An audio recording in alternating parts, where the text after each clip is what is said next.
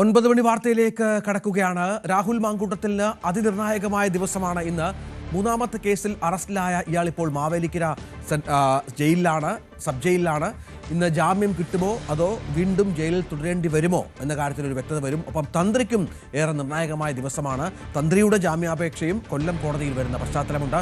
ഇതടക്കം നിരവധി വാർത്തകളുണ്ട്. തലക്കെട്ടുകൾ. രാഹുൽ മാങ്കൂട്ടത്തിന് ഇന്ന് നിർണായകം. ജാമ്യാപേക്ഷയിലും കസ്റ്റഡി അപേക്ഷയിലും കോടതി ഉത്തരവുണ്ടാകും. Thiruvalla judicial first class magistrate കോടതിയിൽ ഹാജരാക്കും. പരാതിക്കാരിയായ യുവതി ഇന്ന് മജിസ്ട്രേറ്റിന് മുന്നിൽ രഹസ്യമൊഴി നൽകും. രാഹുൽ മാങ്കൂട്ടത്തിനെതിരായ ബലാത്സംഗ കേസിൽ പരാതിക്കാരിയെ ആക്ഷേപിച്ച് കോൺഗ്രസ് ജില്ലാ പഞ്ചായത്ത് അംഗം ശ്രീനാദേവി കുഞ്ഞമ്മ. കുടുംബ ബന്ധങ്ങൾക്ക് മൂല്യം കൽപ്പിക്കാത്തതിന്റെ പ്രശ്നമാണിതെന്ന് സമൂഹമാധ്യമത്തിൽ വീഡിയോ സന്ദേശം. പ്രതിസന്ധി നേരിടാൻ അതിജീവിതയ്ക്ക് മനക്കരുത്ത് ഉണ്ടാകട്ടെ എന്നും പോസ്റ്റിൽ. ശബരിമല സ്വർണ്ണക്കവർച്ച കേസിൽ തന്ത്രി കണ്ഠരര് രാജീവരുടെ ജാമ്യാപേക്ഷ ഇന്ന് പരിഗണിക്കും. ജാമ്യാപേക്ഷ പരിഗണിക്കുന്നത് കൊല്ലം വിജിലൻസ് കോടതി.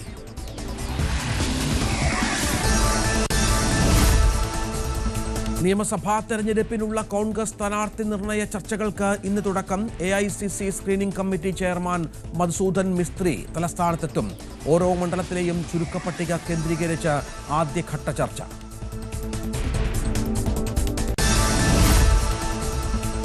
കേന്ദ്ര സർക്കാരിനെതിരെ കോൺഗ്രസും സമരത്തിന്. ലോക്ഭവന് മുന്നിൽ അല്പസമയത്തിനകം രാപ്പകൽ സമരം തുടങ്ങും.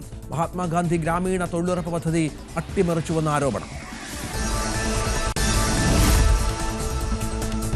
തെരഞ്ഞെടുപ്പ് നടക്കാൻ ബാക്കിയുണ്ടായിരുന്ന തദ്ദേശ സ്ഥാപനങ്ങളിലെ ഫലങ്ങൾ ഉടനറിയാം. തിരുവനന്തപുരം നഗരസഭയിലെ വിഴിഞ്ഞം വാർഡിൽ 3 മുന്നണികൾക്കും നിർണായകം. തമിഴക വെട്രിക്കഴകം നേതാവ് വിജയ് ഇന്ന് CBIക്ക് മുൻപാകെ എത്തില്ല. ഇന്ന് ചോദ്യം ചെയ്യാൻ ഹാജരാകണമെന്നായിരുന്നു CBIയുടെ നിർദ്ദേശം. ചോദ്യം ചെയ്യൽ മാറ്റിവെച്ചത് പൊങ്കലിന് നാട്ടിലേക്ക് മടങ്ങണമെന്ന ആവശ്യം പരിഗണിച്ചു.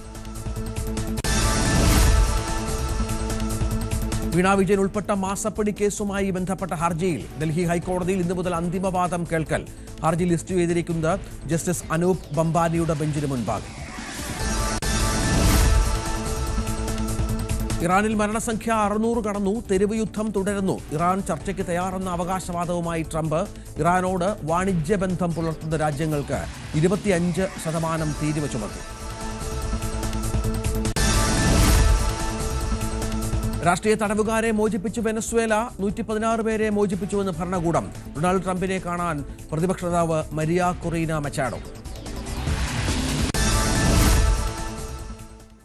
വാർത്തകളുടെ വിശദാംശങ്ങളിലേക്ക് കടക്കുമ്പോൾ ആദ്യം തന്നെ നമുക്ക് രാഹുൽ മാങ്കൂട്ടത്തിന്റെ വിഷയവുമായി ബന്ധപ്പെട്ട് പറയണം. മൂന്നാമത്തെ ലൈംഗിക പീഡന പരാതിയിൽ രാഹുൽ മാങ്കൂട്ടത്തെ Thiruvalla judicial first class magistrate കോടതിയിൽ ഇന്ന് ഹാജരാക്കുകയാണ്. പ്രതിയെ ഹാജരാക്കണമെന്ന് കാണിച്ച് കഴിഞ്ഞ ദിവസം കോടതി പ്രൊഡക്ഷൻ വാറണ്ട് പുറപ്പെടുവിച്ചിരുന്നു. ജാമ്യാപേക്ഷയിലും അന്വേഷണ സംഘം സമർപ്പിച്ച കസ്റ്റഡി അപേക്ഷയിലും കോടതിയുടെ ഉത്തരവ് ഇന്നുണ്ടാകും. അതേസമയം രാഹുൽ മാങ്കൂട്ടത്തിനെതിരായ പീഡന പരാതിയിൽ പരാതിക്കാരിയായ യുവതിയെ വിദേശത്ത് നിന്ന് തലസ്ഥാനത്തെത്തിയതായാണ് സൂചന. ഇന്ന് മജിസ്ട്രേറ്റിന് മുന്നിൽ ഒരുപക്ഷെ അവർ രഹസ്യമൊഴി നൽകിയേക്കുമെന്നുള്ള വിവരങ്ങളാണ് പുറത്തുവരുന്നത്. SITയുടെ സംരക്ഷണത്തിലാണ് ഇവരെന്നാണ് വിവരം. ശരണ്യ സ്നേഹജനും ഡാൻ കുര്യനും ഏറ്റവും പുതിയ വിവരങ്ങളുമായി ചേരുകയാണ്. ആദ്യം ഡാനിലേക്ക്. ഡാന്, ഇന്നിപ്പോൾ വളരെ പ്രധാനപ്പെട്ട ദിവസമാണ് രാഹുലിന്. കഴിഞ്ഞ 2-3 ദിവസമായി ജയിലിൽ തുടരുന്ന രാഹുൽ മാങ്കൂട്ടത്തിൽ ഇന്നിപ്പോൾ ഈ പെൺകുട്ടി 164 അനുസരിച്ച് പുതിയ മൊഴി കൂടി നൽകുന്ന ഒരു പശ്ചാത്തലം ഉണ്ടാകുമ്പോൾ, മജിസ്ട്രേറ്റിന് മുന്നിൽ അടക്കം ഹാജരാകുന്ന സാഹചര്യം ഉണ്ടാകുമ്പോൾ എന്താണ് പ്രതീക്ഷിക്കേണ്ടത്? അത് കുറച്ചുകൂടി ബലപ്പെടുത്തും ഈ കേസിനെ എന്നല്ലേ?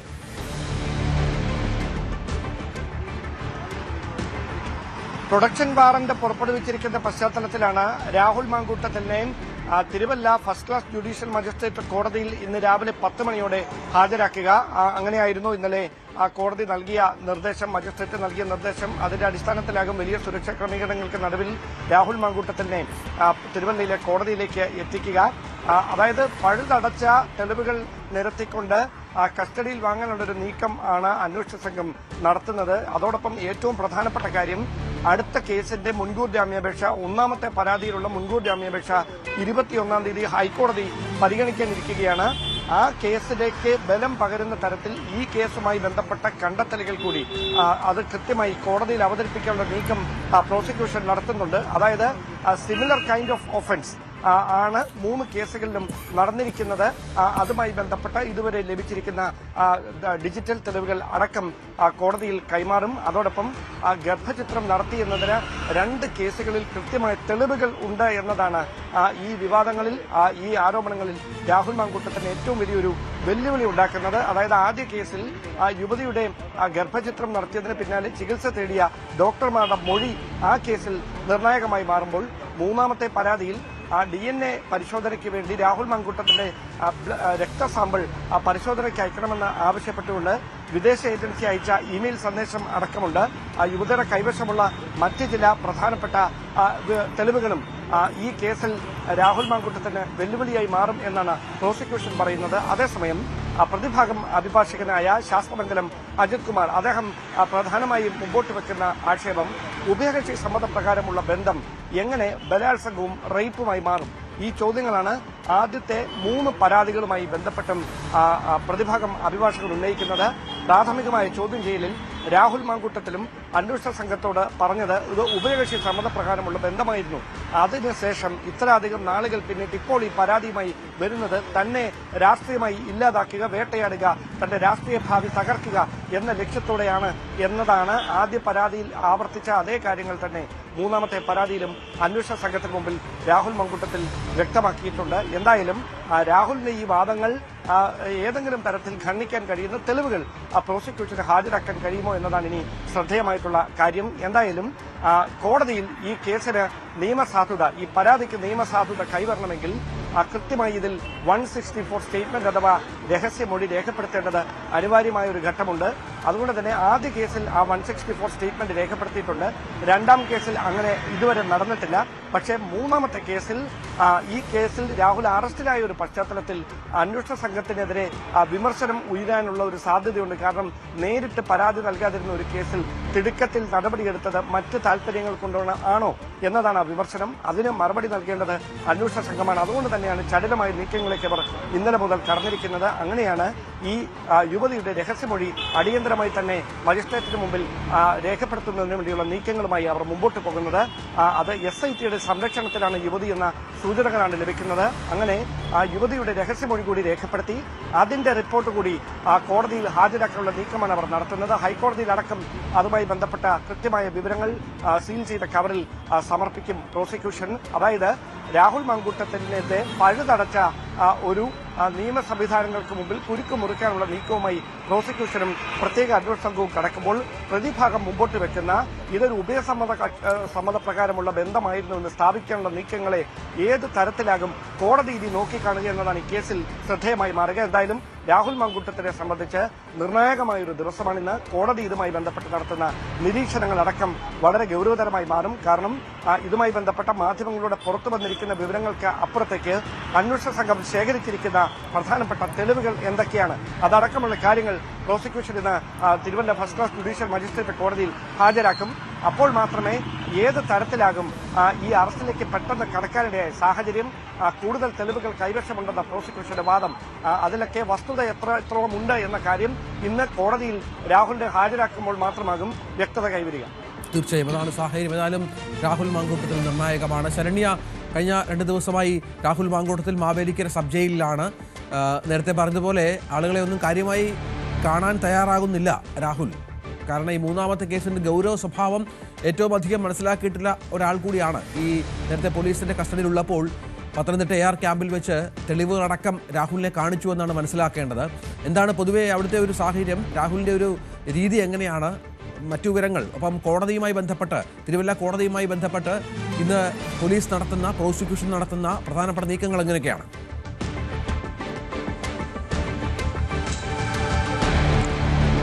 രഞ്ജിത്ത്, കടുത്ത പ്രതിഷേധങ്ങൾക്ക് നടുവിലാണ് കഴിഞ്ഞ ദിവസം രാഹുൽ മാങ്കൂട്ടത്തിനെ മാവേലിക്കര സബ് ജയിലിലേക്ക് എത്തിച്ചത്. കാരണം അവിടേക്ക് വാഹനം പ്രവേശിക്കാൻ കഴിയാത്ത രീതിയിലുള്ള പ്രതിഷേധം പ്രതിപക്ഷ പാർട്ടികൾ ഡിവൈഎഫ്ഐ അടക്കമുള്ള യുവജന സംഘടനകളുടെ ഭാഗത്തു നിന്ന് ഉണ്ടായിരുന്നു. തുടർന്ന് ഒരു ഘട്ടത്തിൽ രാഹുലുമായി സഞ്ചരിച്ച ജീപ്പ് തടയുന്ന ഒരു സാഹചര്യമുണ്ടായി. പിന്നീട് പോലീസ് ഇടപെട്ടാണ്, സാധാരണഗതിയിൽ നമുക്കറിയാം സബ് ജയിലിന് മുന്നിൽ വാഹനം നിർത്തിയിട്ട് പ്രതികളെ അകത്തേക്ക് നടത്തിയാണ് കൊണ്ടുപോകുന്നത്. എന്നാൽ ജീപ്പ് സബ് ജയിലിന്റെ ഗേറ്റ് തുറന്ന് അകത്തേക്ക് കൊണ്ടുപോകേണ്ട ഒരു അവസ്ഥയുണ്ടായിരുന്നു. അത്രമാത്രം പ്രതിഷേധം രാഹുലുമായി ബന്ധപ്പെട്ടുണ്ടായിരുന്നു. ഇന്നും ഇപ്പോൾ രാഹുലിനെ കോടതിയിൽ ഹാജരാക്കേണ്ട ദിവസമാണ്. അതുകൊണ്ട് തന്നെ പ്രതിഷേധങ്ങൾക്ക് നടുവിലാകും രാഹുൽ കോടതിയിലേക്ക് എത്തുക എന്നുള്ളതാണ്. മെഡിക്കൽ എടുക്കുന്നതിന് വേണ്ടി ആശുപത്രിയിൽ എത്തിച്ചപ്പോഴൊക്കെ വലിയ പ്രതിഷേധമാണ് ഉണ്ടായിരുന്നത്. അതുതന്നെയായിരിക്കും ഇന്നും തുടരാനാവുക. എന്തായാലും ഏറ്റവും പ്രധാനപ്പെട്ടത് ഇന്ന് തിരുവല്ല ഫസ്റ്റ് ക്ലാസ് ജുഡീഷ്യൽ മജിസ്ട്രേറ്റിന് മുന്നിലേക്ക് ഇന്ന് രാഹുലിനെ എത്തിക്കണം എന്നുള്ളതാണ്. കാരണം ഈ സംഭവങ്ങൾ നടന്നത് പത്തനംതിട്ടയിലാണ്. പത്തനംതിട്ട കോടതിയിലെ ജാമ്യാപേക്ഷ മൂവ് ചെയ്തിട്ടുണ്ടെങ്കിലും അവിടുന്ന് തിരുവല്ലയിലേക്ക് പ്രത്യേക ദൂതൻ വഴി തിരുവല്ലയിലേക്ക് ഇത് എത്തിച്ചിട്ടുണ്ട്. കാരണം തിരുവല്ല ഫസ്റ്റ് ക്ലാസ് മജിസ്ട്രേറ്റിൻ്റെ അതേ ചുമതലയുള്ള ആളായതുകൊണ്ട് തന്നെയാണ് പത്തനംതിട്ടയിൽ കഴിഞ്ഞ ദിവസം ഹാജരാക്കിയത്. പക്ഷേ അന്ന് ചുമതല നൽകിയിരുന്നത് കൊണ്ടാണ് പത്തനംതിട്ടയിൽ ഹാജരാക്കിയത്. പക്ഷേ ഇന്ന് തിരുവല്ലയിൽ കോടതിയിൽ തന്നെ എത്തിക്കണമെന്നുള്ള നിർദ്ദേശം ഉണ്ട്. അതോടൊപ്പം തന്നെ രാഹുൽ ഈ കേസുമായി ബന്ധപ്പെട്ട് രാഹുലിൻ്റെ പ്രതിഭാഗം ജാമ്യാപേക്ഷയ്ക്ക് വേണ്ടിയുള്ള നീക്കം നടത്തിയിട്ടുണ്ടായിരുന്നു. പക്ഷേ അത് അന്വേഷണ റിപ്പോർട്ട് ലഭ്യമായതിനു ശേഷം മാത്രമേ ജാമ്യാപേക്ഷ പരിഗണിക്കുകയുള്ളൂ. അതിൻ്റെ പ്രതിഭാഗത്തിൻ്റെ ഒരു നീക്കത്തിൻ്റെ കൂടി ഭാഗമായാണ് ഇന്ന് രാഹുലിനെ തിരുവല്ലയിലെ കോടതിയിൽ ഹാജരാക്കാനുള്ള നിർദ്ദേശം ഫസ്റ്റ് ക്ലാസ് ജുഡീഷ്യൽ മജിസ്ട്രേറ്റ് അരുന്ധതിയുടെ ഭാഗത്തു നിന്ന് ഉണ്ടായിട്ടുള്ളത്. അതിൻ്റെ അടിസ്ഥാനത്തിൽ ഇന്ന് സബ് ജയിലിൽ നിന്ന് അല്പസമയത്തിനകം തന്നെ രാഹുലിനെ ഈ കോടതിയിലേക്ക് എത്തിക്കും. ഈ ആദ്യ പ്രതിഭാഗത്തിൻ്റെ നീക്കം അതാണെങ്കിൽ അന്വേഷണ സംഘം, അതായത് SIT ഇന്ന് രാഹുലിൻ്റെ കസ്റ്റഡി അപേക്ഷ കൂടി നൽകും. അതായത് 7 ദിവസത്തേക്ക് കസ്റ്റഡി ആവശ്യപ്പെട്ടുകൊണ്ടാണ് തിരുവല്ല കോടതിയിൽ അപേക്ഷ നൽകുക. കസ്റ്റഡി അപേക്ഷ ഉൾപ്പെടെയുള്ള കാര്യങ്ങളും ഇന്ന് പരിഗണിക്കുമെന്നുള്ള വിവരം നമുക്ക് ലഭ്യമാകുന്നുണ്ട്. അന്വേഷണ റിപ്പോർട്ട് ലഭ്യമായതിനു ശേഷമായിരിക്കും ജാമ്യാപേക്ഷ പരിഗണിക്കുക. അതിന് ഈ സംഭവം നടന്നിട്ടുള്ളത് 2024 പത്തനംതിട്ടയിൽ ആണ് ഈ സംഭവം നടന്നിട്ടുള്ളത്. അത്തരത്തിൽ തിരുവല്ല പത്തനംതിട്ട ജില്ലയുമായി ബന്ധപ്പെട്ട തിരുവല്ല മേഖലകളിലാണ്. അതായത് ഏപ്രിൽ 8 2024 ഏപ്രിൽ 8 ഈ സംഭവം നടന്നിട്ടുള്ളതെന്നാണ് യുവതി മൊഴി നൽകിയിട്ടുള്ളത്. അത്തരം കാര്യങ്ങൾ തെളിവെടുപ്പടക്കമുള്ള കാര്യങ്ങൾ പോലീസിന് പൂർത്തീകരിക്കേണ്ടതായി ഉണ്ട്. രഞ്ജിത്ത്. ശരി ശരണ്യ. രാഹുൽ മാങ്കൂട്ടത്തിനെതിരായ ബലാത്സംഗ കേസിൽ പരാതിക്കാരിയെ ആക്ഷേപിച്ച് കോൺഗ്രസ് ജില്ലാ പഞ്ചായത്ത് അംഗം ശ്രീനാദേവി കുഞ്ഞമ്മ ഇന്ന് രംഗത്ത് വന്നു. അല്പം മുമ്പാണ് ഇവരുടെ ഫേസ്ബുക്ക് പോസ്റ്റ് പുറത്തു വന്നത്. കുടുംബ ബന്ധങ്ങൾക്ക് മൂല്യം കൽപ്പിക്കാത്തതിന്റെ പ്രശ്നമാണിതെന്നും 3-ാം പരാതിയിലും അസ്വാഭാവികതയുണ്ടെന്നും FBയിൽ പങ്കുവച്ച വീഡിയോ സന്ദേശത്തിൽ ശ്രീനാദേവി കുഞ്ഞമ്മ പറയുന്നു. പ്രതിസന്ധി നേരിടാൻ അതിജീവിതയ്ക്ക് മനക്കരുത്തുണ്ടാകട്ടെ അവനൊപ്പം എന്ന പോസ്റ്റിൽ വ്യക്തമാക്കുകയാണ് ശ്രീനാദേവി കുഞ്ഞമ്മ. ഞാൻ അവൾക്കൊപ്പമോ അവനൊപ്പമോ അല്ല, സത്യത്തിനൊപ്പമാണ്. സത്യം ആർക്കൊപ്പമാണോ അവർക്കൊപ്പമാണ് നമ്മൾ നിൽക്കേണ്ടത്. സോ രാഹുൽ മാങ്കൂട്ടത്തിൽ എന്ന വ്യക്തിയുടെ വിഷയവുമായിട്ട് ബന്ധപ്പെട്ട് വളരെ രീതിയിലുള്ള ചർച്ചകളും വാർത്തകളും ഒക്കെ നമ്മൾ കാണുന്നുണ്ട്. അതുകൊണ്ട് അവൾക്കൊപ്പം അവനൊപ്പം എന്നുള്ള പ്രയോഗങ്ങൾക്കല്ല, മറിച്ച് സത്യത്തിനൊപ്പം നിൽക്കുക എന്നുള്ള വാക്കിനാണ് ശരി. തീർച്ചയായിട്ടും അതിജീവിതയ്ക്കും ഇര അവർക്കൊപ്പം തന്നെയാണ് നിൽക്കുക, അല്ലാതെ ഇപ്പോൾ വേറെ ആർക്കൊപ്പം നിൽക്കുക. പക്ഷെ നമ്മൾ ഈ ഇര എന്നുള്ള പ്രയോഗം ഒഴിവാക്കണം തോന്നുന്നു. ഒരു സ്ത്രീയെ നമ്മൾ ഇര എന്ന് പറയാൻ പാടുണ്ടോ? ഇരയും വേട്ടക്കാരനും നമ്മൾ മാധ്യമങ്ങളിലൂടെ സൃഷ്ടിക്കപ്പെടുന്ന വാക്കുകളാണ് ഇതൊക്കെ. അതല്ലാതെ നമ്മുടെ ലീഗൽ ലാംഗ്വേജ് ഇതാണോ? എനിക്കറിയില്ല, എനിക്കങ്ങനെ തോന്നുന്നില്ല. അപ്പം അതുകൊണ്ട് ഇരയും ഇര, വേട്ടക്കാരൻ തുടങ്ങിയിട്ടുള്ള പദങ്ങൾ നമ്മൾ ഒഴിവാക്കുക. ഇര എന്നുള്ള പദം ഒഴിവാക്കുക. അതൊക്കെ അത്ര സുഖമുള്ള പദങ്ങളല്ല. അതിജീവിത കുറച്ച് വളരെ അന്തസ്സോടെ വളരെ അഭിമാനത്തോടുകൂടി ഉപയോഗിക്കാവുന്ന ഒരു പദം തന്നെയാണ് അതിജീവിത. ഇര എന്നുള്ള പദത്തോട് വ്യക്തിപരമായ വിയോജിപ്പാണ് രേഖപ്പെടുത്തുന്നത്. വ്യക്തിപരമായി അത്തരത്തിലുള്ളൊരു പ്രയോഗത്തോട് താല്പര്യമില്ല. തീർച്ചയായിട്ടും അങ്ങനെ ഒരു പെൺകുട്ടിക്ക് അല്ലെങ്കിൽ ഒരു സ്ത്രീക്ക് ഉണ്ടാകുന്ന അഭിമാനക്ഷതം ഉണ്ടായിട്ടുണ്ടെങ്കിൽ തീർച്ചയായിട്ടും അവിടെ രണ്ടാമതൊരു ചോദ്യത്തിനോ ഒന്നും പ്രസക്തിയില്ല ആർക്കൊപ്പമാണ് എന്നുള്ളത്. പക്ഷെ ഇവിടെ ഇരയാര് എന്നുള്ളൊരു ചോദ്യം ചിലത് സംശയമൊക്കെ ഉന്നയിക്കുന്നുണ്ട്.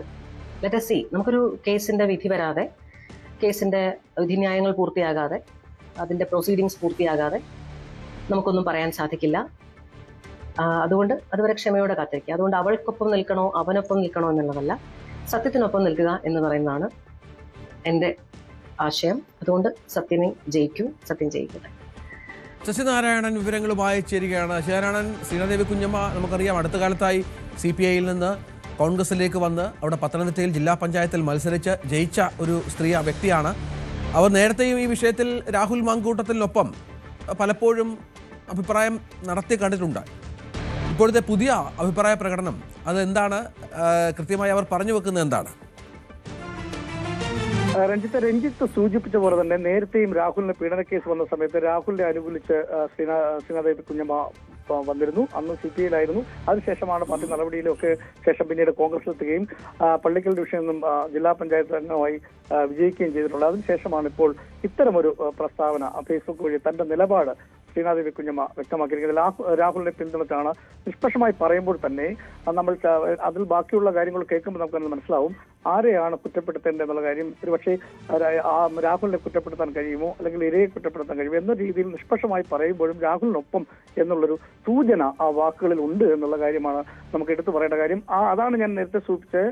ആദ്യം രാഹുലിന്റെ സമാനമായ രീതിയിൽ പീഡന കേസ് വന്നപ്പോൾ രാഹുലിനെ അനുകൂലിച്ചുകൊണ്ട് തന്നെ സമാനമായ രീതിയിൽ ശ്രീനാദേവി കുഞ്ഞമ്മ വന്നിരുന്നു. എന്തായാലും അതിജീവന മനക്കരുത്തുണ്ടാകട്ടെ എന്ന് ആശംസിക്കുന്നു. അതുപോലെ തന്നെ മാധ്യമങ്ങൾ ഇല്ലാക്കഥ ഉണ്ടാക്കിയാണ് മാധ്യമങ്ങളുടെ അജണ്ട എന്നും കുറ്റപ്പെടുത്തുന്നു. പരാതിയിൽ കോടതി സംശയം പ്രകടിപ്പിച്ചിട്ടുണ്ട്. പരാതിയിൽ അസ്വാഭാവികത ഉണ്ട് എന്ന കാര്യം കൂടി ശ്രീനാദേവി കുഞ്ഞമ്മ പറയുന്നു. പരാതിക്കാരിക്കെതിരെയും ആക്ഷേപമുണ്ടെന്നും ശ്രീനാദേവി പറയുന്നു. ഈ നമ്മളിപ്പോൾ വിഷ്വലിൽ കാണിച്ചിട്ട് ആ ഫേസ്ബുക്കിൽ കുറച്ചുകൂടി പോകുമ്പോൾ നമുക്ക് ഇത്തരം കാര്യങ്ങൾ കൂടി ശ്രീനാദേവി കുഞ്ഞമ്മ പരാമർശിക്കുന്നതായിട്ടുണ്ട്. എന്തായാലും രാഹുലിനെ പിന്തുണച്ചുള്ള ഒരു പോസ്റ്റ് നിലയ്ക്ക് തന്നെയാണ് നമുക്ക് ഇതിനെ കാണേണ്ടത്. ആദ്യ പീഡന കേസിലും സമാനമായ രീതിയിൽ രാഹുലിനെതിരെ വന്നപ്പോൾ ശ്രീനാദേവി കുഞ്ഞമ്മ പരസ്യമായി രംഗത്ത് വരികയും ചെയ്തു. അത് പാർട്ടിക്കാർ പിന്നീട് വിലക്കുകയൊക്കെ ചെയ്തു. പിന്നീട് അതിനുശേഷം അഭിപ്രായ വ്യത്യാസത്തിനൊക്കെ തുടർന്നാണ് പിന്നീട് ശ്രീനാദേവി കുഞ്ഞമ്മ CPI-യിൽ നിന്നും പുറത്തു പോവുകയും രാജിവെക്കുകയും പിന്നീട് കോൺഗ്രസിലെത്തുകയും കോൺഗ്രസിന്റെ പള്ളിക്കൽ ഡിവിഷനിൽ നിന്നും മത്സരിച്ച് ജില്ലാ പഞ്ചായത്ത് ആവുകയൊക്കെ ചെയ്തിട്ടുള്ളത്. എന്തായാലും കോൺഗ്രസ് നേതൃത്വം എല്ലാം രാഹുലിനെ തള്ളിപ്പറയുമ്പോഴും രാഹുലിന് അനുകൂലമായ ഒരു നിലപാടും എടുക്കാതെ പാർട്ടി സസ്പെൻഡ് ചെയ്തു, പിന്നെ പുറത്താക്കുന്നു. ഇതെല്ലാം നിലനിൽക്കുമ്പോഴാണ് കോൺഗ്രസിലെ പെട്ട ശ്രീനാദേവി കുഞ്ഞമ്മ ഇത്തരത്തിലൊരു നിലപാട് സ്വീകരിക്കുന്നു എന്നുള്ള കാര്യമാണ് നമുക്ക് മനസ്സിലാക്കാൻ കഴിയുന്നത്. രണ്ടുപേരുടെ വിഷയം ഇവയോടൊപ്പവും അതുപോലെ തന്നെ രാഹുലിനൊപ്പം എന്ന് രണ്ട് രീതിയിലാണ് ശ്രീനാദേവി കുഞ്ഞമ്മ പറഞ്ഞു വെക്കുന്നത്. ഫേസ്ബുക്കിന്റെ നമുക്കത് ഫുൾ വീഡിയോ കാണുമ്പോഴാണ് നമുക്ക് അത്തരം കാര്യങ്ങൾ കൃത്യമായി മനസ്സിലാക്കാൻ കഴിയുന്നത്. എന്തായാലും ഈ ശ്രീനാദേവി കുഞ്ഞമ്മയുടെ ഇത്തരം ഒരു പ്രസ്താവന ഇനിയും കോൺഗ്രസിന്റെ നേതൃത്വത്തിലുള്ള ആളുകളാണ് ഇത് സംബന്ധിച്ച് ഇനി പ്രതികരിക്കേണ്ടത്. എന്താണെന്നുള്ള കാര്യം കൃത്യമായി നമുക്ക് വ്യക്തമാവുകയുള്ളൂ. തീർച്ചയായും രാഹുലിനൊപ്പം അല്ലെങ്കിൽ ഇരയ്ക്കൊപ്പം എന്നുള്ള വ്യക്തമല്ലാത്ത രീതിയിലാണ് പറയുന്നതെങ്കിലും മുൻപും ഈ രാഹുലിനെ പിന്തുണച്ച് ശ്രീനാദേവി കുഞ്ഞമ്മ വന്നു എന്നുള്ളതാണ് നമ്മൾ ഇതിനെ നോക്കിക്കാണേണ്ടത്. സ്വാഭാവികമായും രാഹുലിന്റെ പിന്തുണ തന്നെയാണ് എന്നുള്ളതാണ് നമുക്ക് മനസ്സിലാക്കേണ്ടത്. രഞ്ജിത്തെ, തീർച്ചയായും ശ്രീനാദേവി കുഞ്ഞമ്മ CPI-യിൽ നിന്ന് കോൺഗ്രസിലെത്തി. കഴിഞ്ഞ തദ്ദേശ ഭരണ തെരഞ്ഞെടുപ്പിൽ കോൺഗ്രസിന്റെ ഭാഗമായി ജില്ലാ പഞ്ചായത്തിൽ മത്സരിച്ചു, വിജയിച്ചു. നേരത്തെയും രാഹുൽ ഈ വിഷയത്തിൽ രാഹുലുമായി ബന്ധപ്പെട്ട ആദ്യത്തെ 2 പരാതി വന്നപ്പോഴും ശ്രീനാദേവി കുഞ്ഞമ്മ രാഹുലിനൊപ്പം നിലയുറപ്പിച്ച ഒരാളാണ്. ഇപ്പോൾ അതേ നിലപാട് അവർ ആവർത്തിക്കുകയാണ്. രാഹുൽ മാങ്കൂട്ടത്തിനെതിരെ പരാതി നൽകിയ യുവതിയെ അധിക്ഷേപിച്ച കേസിൽ ജാമ്യം റദ്ദാക്കണമെന്ന പോലീസ് റിപ്പോർട്ടിൽ രാഹുൽ ഈശ്വർ ഇന്ന് കോടതിയിൽ ഹാജരായേക്കും. തിരുവനന്തപുരം CJM കോടതിയാണ് ഹർജി പരിഗണിക്കുന്നത്. രാഹുൽ ഈശ്വർ ജാമ്യവ്യവസ്ഥ ലംഘിച്ചുവെന്നും അറസ്റ്റ് അനിവാര്യമെന്നുമാണ് പോലീസ് കോടതിയിൽ സമർപ്പിച്ചിരിക്കുന്ന റിപ്പോർട്ട്. പരാതിക്കാരിയെ വ്യാജ അതിജീവിത എന്ന് വിളിച്ച് അധിക്ഷേപിച്ചുവെന്നാണ് രാഹുലിനെതിരായ പോലീസ് റിപ്പോർട്ടിലെ പരാമർശം.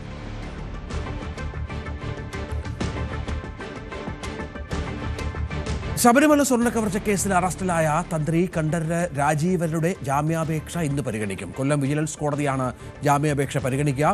വിനേഷ് കൊട്ടാരക്കര വിവരങ്ങൾ പങ്കുവെക്കും. വിനേഷ്, നിർണായകമാണ് തന്ത്രിക്കും ഇന്നത്തെ ദിവസം. വിനേഷിലേക്ക് വരാം അല്പസമയത്തിനകം തന്നെ. ഇന്നിപ്പോൾ ജാമ്യാപേക്ഷ പരിഗണിക്കുന്ന ഒരു പശ്ചാത്തലമുണ്ട്. കൊല്ലം വിജിലൻസ് കോടതിയാണ് ഈ ജാമ്യാപേക്ഷ പരിഗണിക്കുന്നത്. രാഹുൽ മാങ്കൂട്ടത്തിനൊപ്പം തന്ത്രിക്കും ഈ വിഷയം വളരെ നിർണായകമായ ഒന്നാണ്. ജാമ്യം ലഭിക്കുമോ അതോ ജയിലിൽ തുടരേണ്ടി വരുമോ എന്നുള്ള കാര്യമാണ്. കഴിഞ്ഞ ദിവസമൊക്കെ വന്ന വാർത്തകൾ വെച്ചിട്ട് ഒരുപക്ഷെ തന്ത്രിയെ മാപ്പ് സാക്ഷിയാക്കിയേക്കാം എന്നുള്ള സൂചനകളൊക്കെ SIT സംഘം പുറത്തുവിട്ടിരുന്നു. അതിനുള്ള സാധ്യതകൾ അത്രത്തോളം ഉണ്ട് എന്നുള്ളത് കാത്തിരുന്ന് കാണണം. SIT ചുമത്തിയ കുറ്റങ്ങൾ അത് നിലനിൽക്കുമോ എന്ന സംശയവും പലതരത്തിൽ നിലനിൽക്കുന്നുണ്ട് എന്നാണ് മനസ്സിലാക്കേണ്ടത്. ഏതായാലും കാത്തിരുന്ന് കാണാം. കൊല്ലം വിജിലൻസ് കോടതിയുടെ വിധി അത് നിർണായകമാണ് തന്ത്രിക്ക്. വിനീഷ്, വിശദാംശങ്ങൾ. ശബരിമല സ്വർണ്ണക്കവർച്ച കേസിൽ അറസ്റ്റിലായ തന്ത്രി രാജീവ് കണ്ഠരരുടെ ജാമ്യാപേക്ഷ ഇന്ന് കോടതി പരിഗണിക്കും. അപ്പോൾ കൊല്ലം വിജിലൻസ് കോടതിയാണ് ജാമ്യാപേക്ഷ പരിഗണിക്കുക. കഴിഞ്ഞ ദിവസം തന്ത്രിയെ കോടതി റിമാൻഡ് ചെയ്തതിന് പിന്നാലെയായിരുന്നു തന്ത്രി ജാമ്യാപേക്ഷ നൽകിയത്. അത് ഇന്ന് കോടതി പരിഗണിക്കാനായി മാറ്റുകയായിരുന്നു. അതായത് 13-ാം തീയതിയിൽ അപ്പോൾ ഈ തന്ത്രിക്ക് സ്വർണ്ണക്കവർച്ചയിൽ പങ്കില്ല എന്നാണ് തന്ത്രിയെ കുടുക്കിയതാണെന്നുമാണ് തന്ത്രിയുടെ അഭിഭാഷകൻ കോടതിയിൽ അറിയിച്ചത്.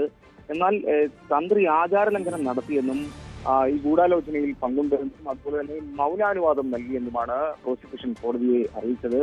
എന്തായാലും ഇന്ന് തന്ത്രിയുടെ ജാമ്യാപേക്ഷയിന്മേൽ അല്പസമയത്തിനകം തന്നെ വിധി പറയും.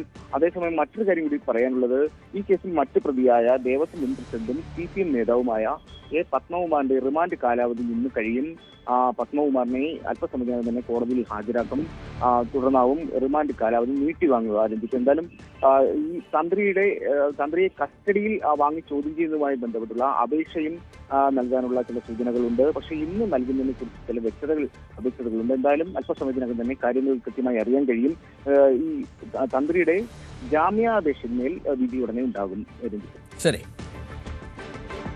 മഹാത്മാഗാന്ധി ഗ്രാമീണ തൊഴിലുറപ്പ് പദ്ധതി കേന്ദ്ര സർക്കാർ അട്ടിമറിച്ചെന്ന ആക്ഷേപം ഉന്നയിച്ച് ലോക്ഭവന് മുന്നിൽ കോൺഗ്രസ് ആഹ്വാനം ചെയ്ത രാപ്പകൽ സമരത്തിന് ഇന്ന് തുടക്കമാവുകയാണ്. രാവിലെ 10-ന് AICC സംഘടനാകാര്യ general secretary KC Venugopal MP രാപ്പകൽ സമരം ഉദ്ഘാടനം ചെയ്യും. KPC president Sunny Joseph MLA അധ്യക്ഷത വഹിക്കും. പ്രതിപക്ഷ നേതാവ് VD Satheesan, AICC general secretary Deepa Das Munshi, പ്രവർത്തക സമിതി അംഗങ്ങൾ തുടങ്ങിയവർ പങ്കെടുക്കും. ബുധനാഴ്ച രാവിലെ 10 മണിക്ക് സമരം അവസാനിപ്പിക്കും. നിയമസഭാ തെരഞ്ഞെടുപ്പിനുള്ള കോൺഗ്രസ് സ്ഥാനാർത്ഥി നിർണയ ചർച്ചകൾക്ക് ഇന്ന് തുടക്കമാകും. AICC screening committee chairman Madhusudan Mistry ഇന്ന് തലസ്ഥാനത്തെത്തും. ഓരോ മണ്ഡലത്തിലെയും ചുരുക്കപ്പട്ടിക കേന്ദ്രീകരിച്ചാകും ആദ്യഘട്ട ചർച്ച. വയനാട്ടിലെ ലക്ഷ്യ ക്യാമ്പിൽ നിന്ന് വലിയ ആവേശം ഉൾക്കൊണ്ടാണ് സ്ഥാനാർത്ഥി നിർണയ ചർച്ചകളിലേക്ക് കോൺഗ്രസ് കടക്കുന്നത്. കനഗോലുവിൻ്റെ ടീം നടത്തിയ സർവേ റിപ്പോർട്ടും സ്ഥാനാർത്ഥി നിർണയ ചർച്ചയിൽ നിർണായകമാകുമെന്നാണ് സൂചന. ഗ്രൂപ്പ് താൽപ്പര്യങ്ങൾക്കപ്പുറം ജയസാധ്യത മാത്രമാകും മാനദണ്ഡമെന്നാണ് നേതൃത്വം നൽകുന്ന സൂചന. നിയമസഭാ തെരഞ്ഞെടുപ്പിന് മുന്നോടിയായി സ്ഥാനാർത്ഥികളെ കണ്ടെത്താനുള്ള നീക്കം തുടങ്ങിയതോടെ ദേവികുളം മണ്ഡലത്തിൽ 6 UDF സ്ഥാനാർത്ഥിയാകുമെന്നതിൽ ആകാംക്ഷ തുടരുകയാണ്. 1.5 പതിറ്റാണ്ടിലധികമായി LDFിന്റെ കൈവശമുള്ള മണ്ഡലം തിരികെ പിടിക്കാനാണ് UDFിന്റെ ശ്രമം. മികച്ച സ്ഥാനാർത്ഥിയെ കണ്ടെത്തി സജീവമായി കളത്തിലിറങ്ങിയാൽ മണ്ഡലം തിരികെ പിടിക്കാമെന്നാണ് UDFിന്റെ പ്രതീക്ഷ. LDFിനെയും UDFിനെയും മാറി മാറി പിന്തുണച്ച ചരിത്രം ദേവികുളം പഞ്ചായത്തിനുണ്ട്. നിലവിൽ LDFിന്റെ കൈവശമാണ് മണ്ഡലം. മികച്ച സ്ഥാനാർത്ഥിയെ കണ്ടെത്തി സജീവമായി കളത്തിലിറങ്ങിയാൽ മണ്ഡലം തിരികെ പിടിക്കാമെന്നാണ് UDFിന്റെ പ്രതീക്ഷ. അതേസമയം സീറ്റുറപ്പിക്കാനായി പ്രമുഖ നേതാക്കൾ പലരും ചരടുവലി തുടങ്ങി. മുൻ MLA AK മണിയും D കുമാറും അനിൽ തറനിലമടക്കം സജീവമായി രംഗത്തുണ്ട്. കോൺഗ്രസ് നേതൃത്വം ഇത്തവണ മണ്ഡലത്തിൽ യുവാക്കൾക്ക് പ്രാധാന്യം നൽകാൻ തീരുമാനിച്ചാൽ മുൻ block panchayat president Soman Chellappan, R Rajaram, M Muthuraj എന്നിവരിലൊരാൾക്ക് നറുക്ക് വീഴാനാണ് സാധ്യത. മണ്ഡലത്തിലേക്ക് സർപ്രൈസ് സ്ഥാനാർത്ഥി എത്തുമോ എന്ന കാര്യത്തിലും ആകാംക്ഷയുണ്ട്. തദ്ദേശ പഞ്ചായത്ത് തെരഞ്ഞെടുപ്പിൽ മണ്ഡലത്തിൽ UDFിന് മികച്ച തോതിൽ വോട്ട് നിലവാരം ഉയർത്താൻ കഴിഞ്ഞതിനാൽ നിയമസഭാ തെരഞ്ഞെടുപ്പും തങ്ങൾക്കനുകൂലമാകുമെന്നാണ് UDFിന്റെ പ്രതീക്ഷ. സംവരണ മണ്ഡലമാണ് ദേവികുളം. News 18 ഇടുക്കി. പുതിയ രൂപത്തിൽ പുതിയ തട്ടിപ്പുമായി അയാൾ നമുക്കിടയിലുണ്ട്.